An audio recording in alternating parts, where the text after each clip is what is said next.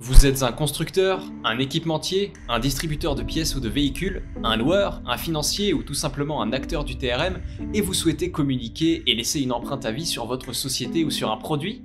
Cet espace est disponible pour vous. Vous toucherez directement votre cœur de cible, les acteurs du TRM. Contactez-nous sur la chaîne du trm@gmail.com.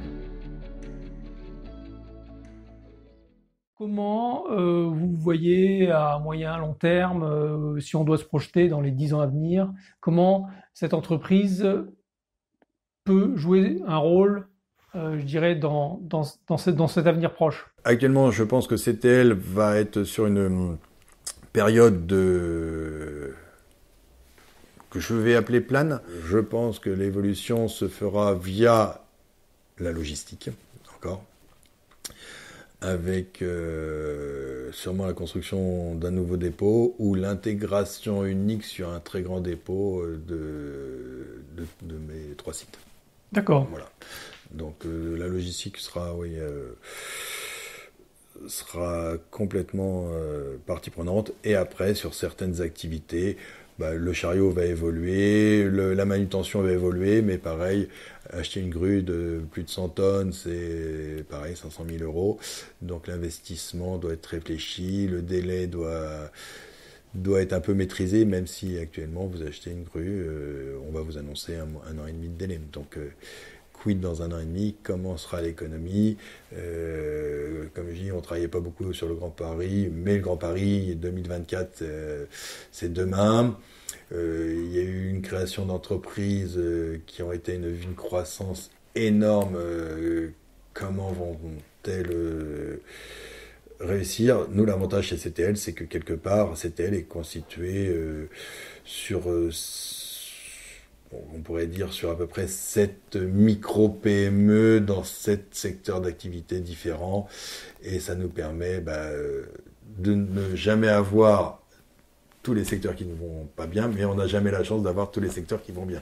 Mais c'est un avantage aussi, ça permet d'équilibrer un petit peu entre les réussites et les moins bonnes réussites. Tout à fait. Et ça de vous temps en donne temps, la logistique nous tire, de temps en temps, ça a été le transport, de temps en temps, c'était la manutention, de temps en temps, voilà. Et là, on a développé une activité sur un de mes sites où là, j'ai pris des industriels qui sont venus chez nous, où là, on fabrique des groupes électrogènes pour des data centers, où là, donc, eux installent et on s'est rendu compte que la technicité de ces ingénieurs avec le fonctionnement du transporteur est très intéressante parce que les ingénieurs savent faire leur soudure, savent faire leur chemin de câble, l'électronique, tout ça. Mais à côté de ça, pour lever des choses de 40 tonnes, il faut des grues, il faut un savoir-faire. Il faut un savoir-faire. Et là, on est partenaire avec une entreprise qui s'appelle 3CSI et qui depuis 1 an et demi, est en train de progresser très correctement. Donc ça, c'est bien parce que c'est intéressant de voir que vous avez finalement, en plus de l'activité transport, d'autres spécialités, même complémentaires à l'activité transport, et ce qui vous donne vraiment une particularité dans votre activité. Et ça, c'est très intéressant. Maintenant, j'aimerais connaître un petit peu, en plus en profondeur, le parc de véhicules moteurs. Alors, on va parler tout à l'heure d'autre chose, mais déjà le parc de véhicules moteurs. Qu'est-ce que vous avez comme type de véhicules moteurs? Vous avez sûrement des porteurs, si j'ai bien compris. Vous avez aussi des modèles tracteurs. Et expliquez-nous tout ça. Quelles sont les marques aussi? Donc, en règle générale, je suis une personne quand même assez fidèle. Donc, quand j'ai créé CTL, il a fallu... on était pas grand-chose quand même. Donc il a fallu avoir des gens qui me fassent confiance. Et Renault a été un des premiers à me faire confiance. Et en revanche, on était prêt avec le cousin, qui c'était avec Volvo, où on a eu un gros développement à une époque avec Volvo. Et ensuite, je suis rentré dans le groupement AS, qui a quand même une cellule achat, on peut dire, impressionnante.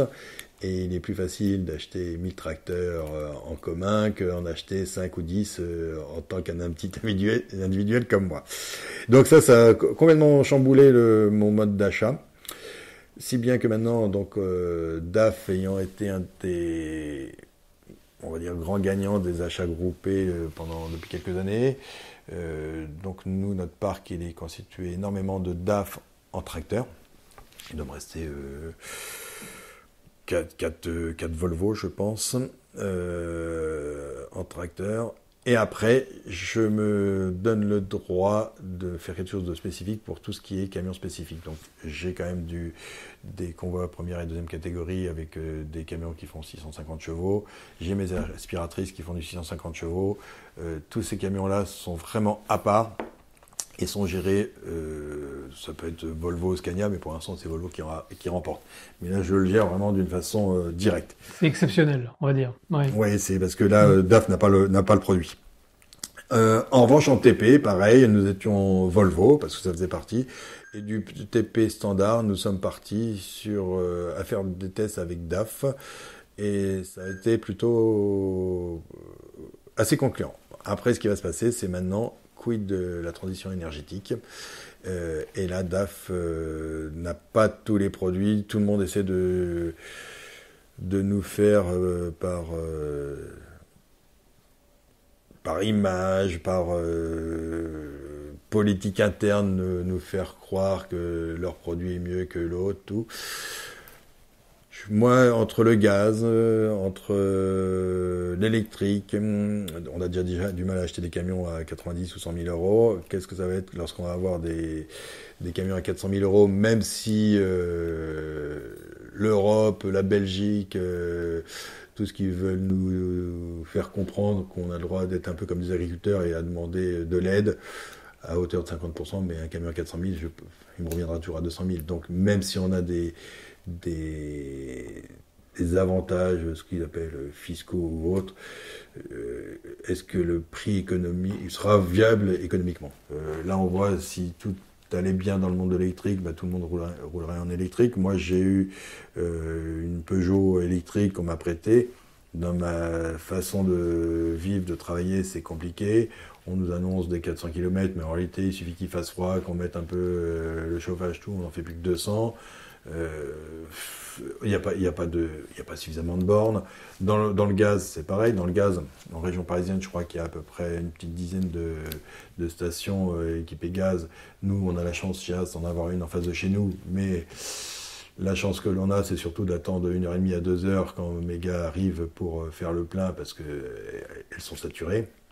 Parce que, grosso modo, dans le monde du transport, tout le monde finit à peu près à la même heure et tout le monde vient faire son plein à peu près à la même heure. Donc, je pense que là, on a un vrai décalage entre la faisabilité et puis le mode de fonctionnement. Là, on est quelque chose encore infime dans le monde du transport propre. Si tout le parc devait être en transport propre, que ce soit gaz liquéfié, gaz comprimé et autres, je pense qu'on aurait déjà du mal à produire l'électricité, je pense qu'on aurait du mal à produire toutes les stations de gaz, je pense qu'on aurait pas mal de difficultés. Et après, dans un deuxième temps, quid des batteries, quid des véhicules électriques. On a bien vu déjà avec les petites voitures électriques de Paris, là en voiture, les Autolib, elles sont sur des parcs, dans des champs, on n'a pas pu les recycler, on n'a pas pu en faire quoi que ce soit. Donc l'écologie, premier plan, ok, j'y crois, ça fait miroiter aux gens d'avoir une bonne prise de conscience, mais si on va jusqu'au bout, c'est un peu plus compliqué. Oui, il faudrait envisager, si je comprends bien, une sorte d'écologie durable. Ou l'écologie durable. Et je pense que l'écologie durable, c'est le mix de plusieurs choses, et entre autres, d'un véhicule qui va continuer à fonctionner peut-être avec un carburant fossile, mais lorsqu'on sera en Euro 7, je pense qu'un véhicule Euro 7 sera très peu polluant. D'accord. Déjà Euro 6, on a fait des grands progrès parce qu'on ne se rend pas compte ce que le transport a fait comme progrès entre Euro 2. Je pense que moi, il y a 20 ans, on doit être Euro 2, je pense. À Euro 6 maintenant, on a fait des très très très gros progrès. Ouais, tout à fait.